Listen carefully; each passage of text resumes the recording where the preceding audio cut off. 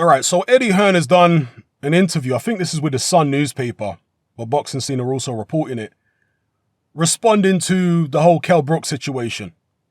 And he said that, I'm not going to give you the whole quote, but you can see it on screen.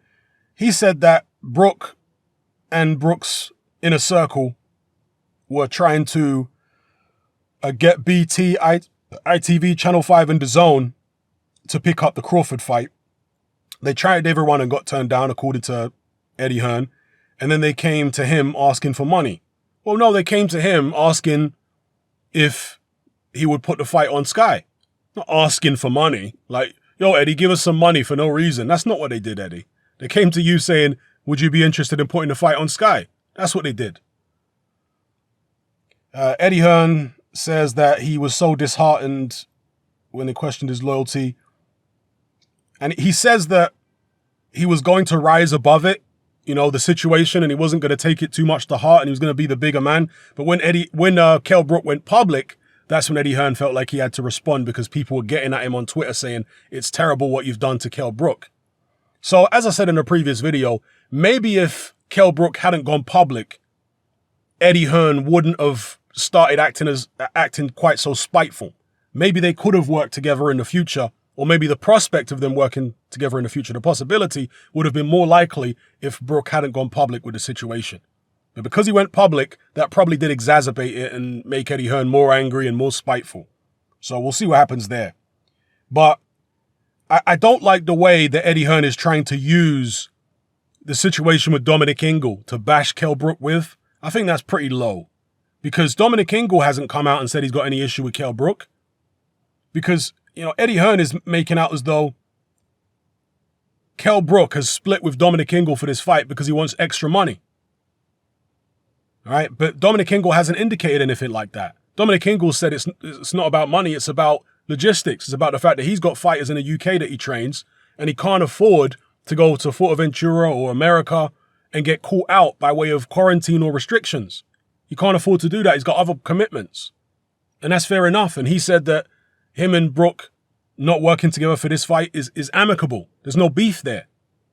So for Eddie Hearn to come in and start talking for Dominic Ingle, saying, oh, look, he sold Ingle out, he wants extra money, I think that's pretty low.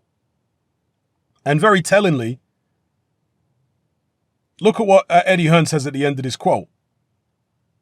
He says, I don't think he wasted too much time chasing the Amir Khan fight. I think he wasted too much time away from the gym. Lots of times I had to drive up to Sheffield to help keep him on track, but now people are accusing me of hanging him out to dry. But he's making $2 million to fight Crawford and just didn't want to pay me, that's all. So therein lies the issue, isn't it, Eddie? Because there wasn't any money in it for you, now you're upset. So how can you talk about loyalty when you're upset that Kell Brook didn't want to pay you some money? Haven't you got enough money? You're saying that Kell Brook is at the end of his career. You're saying that he was a genuine friend of yours. So why not help him and, you know, sort him out with a television deal to show the fight against Crawford on Sky? Because that's what we're talking about here. It would be Eddie Hearn allocating some of his budget to purchase the broadcasting rights for Crawford Brook in the UK.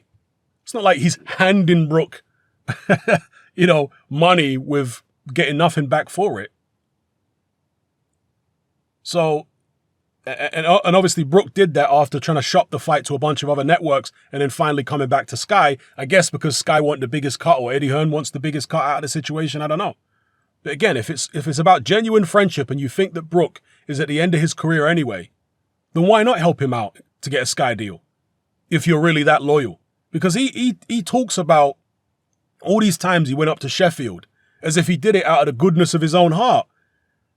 Well, he went up to Sheffield and was trying to get Brook on a straight and narrow. Why? Because Kell Brook had a lot of potential as a world-class welterweight. That's why. Do you think if Kell Brook was an area-level fighter, Eddie Hearn would be spending all that time going up to Sheffield trying to get him back on a straight and narrow?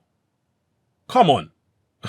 So, look, I will defend Eddie Hearn when he deserves defending. You guys know that. But in this situation right here, nah, man, I can't defend Eddie Hearn. I think he's being, you know, hypocritical and egotistical. That's what I think he's being. If he just kept it business and said, all right, Kell Brook's doing what he's doing. It's not in my business interests to have him fight Terence Crawford on Sky and allocate my budget to that, just keep it business, then I could respect that. But to bring this loyalty thing into it and talk about all the friendship and it, come on, man. Keep it business. And I know people are going to say, well, Kell Brook did it first, so he's just responding to what Kell Brook did. All right, touche. But in Kell Brook's case, I think he's got more of a leg to stand on. You know? Kell Brook probably genuinely felt that Eddie Hearn was his friend and that Eddie Hearn would help him out and that it was beyond boxing with Eddie Hearn. Well, now he's in, he's under no illusions anymore that it was only ever just business with Hearn. I'm not saying that Hearn didn't have a genuine rapport with Kell Brook, because it's the same with any work situation. You can build up a rapport with people you work with, but it's different once you start socializing with these people. You might find out that actually this person isn't really as loyal to you or as down with you as you thought they were. See, it's not things from the work arena don't always transfer over to the personal life. That's what you have to appreciate, and I think, as I say, Kell Brook is appreciating that now. So yeah, I'm not trying to cast Eddie Hearn out to be the devil or anything like that. But look, we've all got an ego, we've all got flaws. And I think in this instance, Eddie Hearn is behaving like a bit of a typical promoter where they get arrogant when it comes to the fighters they deal with or used to deal with. And they start using this loyalty card when the fighter isn't behaving in the way that they want them to behave and serving their interests, you know? So anyway, I'll leave it there. Let me know what you guys think in the comments.